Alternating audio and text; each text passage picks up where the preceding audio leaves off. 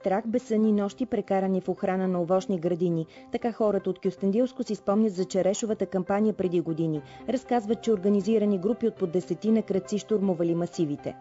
Като дойдем сутрин, не се виждаш къде е брано, изчупено стъблото, фърлено или стои черешата. Къде може да се... Отдолу обикновено се обираше. Земеделските производители казаха, че крадците действали като организирани групи и обирали по 100-200 кг плод наведнъж. Някои стопани дори виждали как се транспортирали крадени череши с тежкотоварни коли до други градове в страната, където се продавали. Преди 5 години в разгара на черешовата кампания жестоко убийство покоси жителите на кюстендилското село Шишковци. 3 пазачи на черешови насъждения в района бяха нападнати от група роми с сопи и бухалки. Разярените крадци пребиха до смърт 46-годишен мъж, а другите 2 бяха с тежки наранявания. Това беше окончателно и действително най-тежкият случай, който е в историята. Още 2008 година преди това ние бяхме взели мерки да бъдат изнесени пунктовете. Но когато се стигна до инцидент вече, който е действително свързан и с финансови недоразумения и там много личностни противоречия очевидно, може би и злоупотреби на част от служители, на конкретни фирми, това вече съда изяснява в последствие. Но за нас беше ясно, че черешата е нещо, което трябва да радва, а не може да бъде повод за скръб. След инцидента в община Кюстендил започнаха да обмислят спешни мерки за охрана на черешовите масиви. Стигна се до решение в охраната на градините по време на кампанията през месеците юни и юли да участват повече служители на реда. Основно използваме професионалния потенциал на МВР и на полицията, но заедно с колеги от гранична полиция, жандармери, всичко е на разположение. От София ще дойдат от дирекция специализирани полицейски сили също около 20 човека, които съвместно с наши служители ще бъдат включени в охраната на черешовите масиви. За момента кампанията върви спокойно, нямаме напрежение. Това не трябва да изглежда в никакъв случай като все едно сме на война. Просто ние за нас е най-важното човек, който е отгледал дадена продукция, да може да я прибере, пък той оттам нататък да преценява къде да я пласира. Но няма да направим компромис с сигурността, на който би било от съгражданите. Още със старта на черешовата кампания земеделските масиви в Кюстендилско се охраняват денонощно от около 150 служители на МВР, гранични полицаи и жандармеристи. Полицаите, мисля, че 60 човека участват активно в кампанията от страна на полицията. Нашето дружество, предприятието Общинска охрана е с 90 човека, които са на разположение потенциално. Колеги от гранична полиция и 8 или 9 човека идват от жандармерията. Така че за стотици, пък ако се наложи вече и на по-късен етап, винаги им готовност за реакция. Пълна координация с МВР. Главно проверяваме хората, които наети берачи, проверяваме дали организирано влизат, т.е. са собственици на черешови масиви, които притежават по места и излизането, т.е. от масивите да няма кражби. По време на кампанията сигнали за кражби на череши могат да се подават на горещия телефон в общината и на телефон 112. За да не се краде от готовата продукция след около 2 седмици, изкупвателните пунктове и черешовите масиви ще се охраняват и с камери. Видеонаблюдение разполагаме навсякъде. Освен това ние имаме разположени мобилни камери, които те се сменят всеки ден постоянно.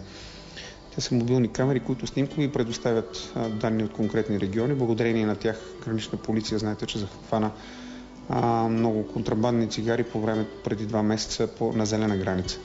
Така че това са наши камери, с които общината отдавна работи. Освен това има хора, които пък вечерно време в късните часове минават на оглед жандармеристи отново с уреди за нощно виждане. Всички абсолютно. Всичко се използва, което е съобразно закона. Кражбите на череши допреди години са били 100 нова, обясняват производителите, а миналата година е имало около 3-4 случая. Вече 4-та година има добра организация и ние вкарваме само подробни детайли отново, като се променят част от пунктовете, да речем. Когато някой си е позволил да изкара приемен пункт на публично място, което може да бъде трудно охранявано, или някой се е опитал да отвори приемен пункт близо до блоковете с череши, където е забранено. В заповедта ясно е посочено всички мерки от 8 до 20 часа. Може да има бране, знае се от колко до колко може да има изкупуване. 3 контролно-пропускателни пунктове на полицията, които обаче са мобилни и всеки момент могат да бъдат преместени. Незабавна реакция по сигнали. Абсолютно всички кметове и кметски наместници категорично участват в кампанията и трябва да подават сигнали. Не всички изкупвателни пунктове в Кюстендилско работят, защото реколтата от ранни сортове е по-малка. Сега в началото на кампанията за килограм череши фирмите изкупвачи предлагат около 60 стотинки. Тези череши са с по-ниско качество и се използват предимно за сладкарската промишленост. По-хубавите и едри череши обаче достигат изкупна цена от 2 лева. Ранната череш се бере в момента. Надяваме се, че до края на седмицата ще приключим с нея и ще почнат средноранните. Да се надяваме, че и цената ще се подигне. За момента на 60 стотинки изкупната цена. Разбира се, за цената на пулпа, дето е. Хубавата череша се изкупва от 1,20 лв, 1,30 лв. Преди малко и на 1,60 лв се спазариха. В момента в Кюстендилският регион се отглеждат около 18 000 декара черешови масиви, като средният добив продукция за миналата година е бил около 7000 тона. Според директора на Института по земеделие в Кюстендил, професор Димитър Домозетов, добивът на реколта в региона може да бъде и по-голям, но част от земеделските стопани не полагат достатъчно грижи за черешовите насаждения и пестят от пръскането на дръвчетата. Ние сме силни около 20 юни. Тогава озряват основния асортимент Бенки Иван, които са сега новите са Мид Съмбърс и Кордия, която е една късна череша, също Регина и други, които в момента дават облик на нашето черешо производство. Стоян Стоянов има овощни насаждения близо до село Горна Гръщица. Казва, че производството на череши е ниско платено, а разходите за отглеждане на насажденията големи. Аз съм наследил и добавил около 10 декара череши, защото се занимавам с друга дейност и не ми е по силите да упражнявам по-активно производство на череши. Каква печалба имахте, например, миналата година от тези 10 декара? Да ви кажа, аз кандидатствам по плащаните по единица площ. И разходите, които Европейски съюз ми отдели върху тези декари на единица площ, сумите, които ми дава, ни достигнаха за обработката. Каква сума ви отпусна Европейски съюз? 750 лева. Мисля, че 750 лева. Печалбата ми е 750 лева. Ако не бех взел тези субсидии, аз трябваше да нямам зеро, нула. Печалбата ще бъде нула. Не слагам моето безсъние, моят труд, моята кола и така нататък. Много от черешовите градини в Кюстендилския регион са разположени в планина Осогово и пръскането на дръвчетата се извършва с вертолети, а не с земеделски машини. Това според специалистите оскъпява производството на реколтата. Ето тук се оскъпява малко продукцията, но пък се използват онези земи, които не можем да ги използваме за нищо друго. Това е големото пък и предимство на Кюстендил. Те са побаилите, не са долу в равнината, защото долу и падат по-често слани, а там горе няма и слани. И тази почва не може да се използва излъжено-канелената горска почва, така силата горска почва. В България 2/3 е планинска и полупланинска. Не можем да използваме равнината там, където могат да се произведат зеленчуци, три култури, които могат да се произведат и други направления на селското стопанство, а тази земя да я оставим така. Ето защо има и ония социален ефект. Хората могат да останат по местата там, където са насажденията. С какво толкова различна кюстендилската череша, че се слави навсякъде? Важно е името. Добиеш ли името веднъж, ти ставаш и популярен. И оттам идва всичко. Това и стремежа. Но те се формират при температурна амплитудна разлика около 10, 15, 20 градуса. Тогава се формират ония ароматични вещества в самия плод и вкусовите качества. Ето защо нашите череши са много вкусни.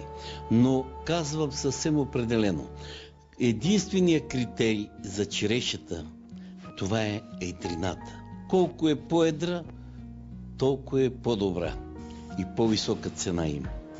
Земеделските производители тази година не са доволни от ранната реколта череши. Според тях много от плодовете са наранени и за това ги предават на пунктовете за най-ниската цена. Не са хубави. Миналата година бяха хубави и сега... На каква цена ги продавахте миналата година? 1,20 лев, 1,30 лев. Накрая на 50. 1,10 лев цена за килограм череши, как ви се струва? Добре ли е? Не, въобще. То не си струва само качването череща, дето ги плащат по 1,10. По колко ги продават, иначе не знам, но 1,10 просто подигравка с селскостопанския работник. Производителите обясниха, че печалбата им ще бъде минимална, защото плащат и на берачи. Ще успеете ли да им дадете надница, че да има и за вас печалба? 50 на 100. На половината. По колко лева на ден давате надница на хората? Днеска и севте. На килограм череши се пазарите, така ли? Да. На килограм череши колко дават? 30 стотинки. 30 стотинки. И 30 за нас. 60 стотинки ги предават. Да. Производителите очакват и по-малко продукция череши в разгара на сезона в началото на месец юли. Тази година, понеже реколтата е по-слаба и качеството в момента от дъждовете може би ще предизвика по-малък добив, може би ще се дигне с 20 до 30 стотинки или 15 евроцента от миналата година. А аз да ви кажа, сега се досещам, че миналата година може би около 1 тон череши не ги брах. Защо? Защото точно когато бяха в върха на зрелостта си, когато бяха готови за пазар и за пулп и за такова сочна хубава червена череша, изкупна цена беше от 30 до 40 стотинки. И 1 тон не може да се набере, климата се променя и слънчевите дни предизвикват са много високи температурите и се предизвиква много по-бързо зрене на черешата. И един производител сам не може да обере голямо количество. Той си вика помощници. И на тях се плаща също 30 стотинки до 40. За килограм череши. За килограм череши. И така, аз ви кажа, миналата година ми останаха до 1 тон хубава червена череша. Дори някой казва да ги използвам плодовете, за да ги събирам за ръки. Не съм го правил такова нещо. Пачеше ми се това. Средно за около 2 лева на килограм е била цената, на която производителите са продавали черешите в Кюстендилско. Сега тя ще трябва да се вдигне поне на около 2 лева и 50 стотинки заради по-слабия добив, категорични са производителите. Според тях, ако се задържи миналогодишната цена, едва ще покриете разходите за обработка и пръскане на овощните дръвчета, а трудът им няма да се заплати. Калкулираме само торовете и препаратите, дето са, но остават. Ако не останат, извадим от заподата. Средно колко пари давате за торове и препарати? Ами, около 1000 лева ми се връзват. Всичко сами правиме. За орание по 112 лева платихме, за да ги изорат. За пръскане се плаща. И за бране вече, кой как може, така си ги бере. И чистата печалба каква ви е? Танто за кукуриго. Никаква. Почти никаква. Съм на намерение до година, като почна да не мога да се качвам да берем. Не виждам кой ще ги бере. Европейски пари не получавате ли? Не. Защо не сте кандидатствали? Не кой се занимава с тия работи. Какво очаквате да бъде цената в разгара на черешобера след месец и половина? От 1,30 предполагам, че повече няма да се дигне цената. Защото миналата година в разгара на черешобера толкова 1,30, 1,20 и накрая на пунктовете по 80 и накрая на 55. Много ниска изкупна цена. И независимо, че изкупните агенти или как да ги наречат търговци обясняват, че това е реколта, която не е за пазара, е за пулп и че не се отделя достатъчно внимание върху качеството на черешите, за мен има едно умишлено подбиване на цената, за да се печели повече от така наречената верига на посредника. Според кмета на Кюстендил Петър Пълнов, цената на плода след около месец може да се увеличи двойно, защото кюстендилските череши са известни с уникален аромат и вкус. Черешата струва определена цена и тя се диктува от потребителя. Факт е, че черешата е много вкусна и най-добрата поне до момента. Ние имахме шанса да ми посетят 15 посланици само преди 2 седмици и те бяха изумени от това, което видяха като възможности в областта на земеделието като вкусови качества. Цената, реалната цена, вероятно е между 2,50 и 4 лева, в зависимост от това кога, по кое време и какви количества и какъв е сезона, колко са родили черешите самите. Тя помага да няма спекулативно ниски цени. Но не мога да кажа, че има спекулативно високи цени, защото тя действително е качествена. Производителите са категорични, че трябва да има определена цена, на която те да продават череши за българския пазар и друга, която да бъде по-висока при износ за чужбина, защото транспортните разходи и пакетирането на плодовете оскъпява продукцията с 2-3 пъти повече. Ние сме вече няколко години в Европейски съюз, сега имаше и избори за европейски депутати. Би трябвало да се обясни на производителите, точно на нас, на черешопроизводителите, че 1 килограм череши трябва да бъде минимум 1,5 евро. Средно. От 1 евро до 2 евро. За масово изкупване. За подготовка за външен пазар, това е много сложно нещо. Тези череши имат много допълнителни, това говоря за износ на сурова продукция. Тук трябва много специфични разходи. Тя се охлажда, сортира, пакетира, самолети, литер и така нататък. И вече разходите са големи, но и цената е голяма и трябва да бъде по-голяма при износ на тези череши. Но основното за пулп и вътрешен пазар за мен трябва да бъде с пределната цена 1,5 евро, т.е. 3 лева средно. Според агрономите в съседните държави Македония, Гърция и Турция се отпускат средства за пръскане на овощни градини с препарати, които са значително повече в сравнение с парите, които се заделят у нас за подпомагане на овощарството. Съседите отпускат 180 евро се отпуска в Македония, в Гърция, доколкото знам, 300 евро е на декар, Турция 200 евро, а България стигаме некъде от 30 лева почвам, има други доплащания до 100-120 лева на декар, което е изключително малко. Ние влизаме само 7-18 пръскания, ако е ябълка, пък 21 пръскания. Направете му сметка, всеки един декар само за пръскане. Като сложиш 10 обработки още и виждаш, че сметката не ти излиза. Те са интензивни култури, те са трайни насъждения, но искат и трайно отношение към тях. Килограм ранни череши с хубаво качество производителите в Кюстендил продават от 1,50 до 2 лева. По пазарите в страната обаче кюстендилските череши струват между 3 и 4 лева, което означава, че надценката за търговците е около 100%. Производителът би трябвало да се освободи от продукцията. Това, че има по веригата промена, надвишаване на тези стойности, страда все пак консуматора, страдаме ние, защото ако аз си купах пак сирене, тук, което на производителя му е много по-евтино, например е много по-скъпо, то се получава същата част.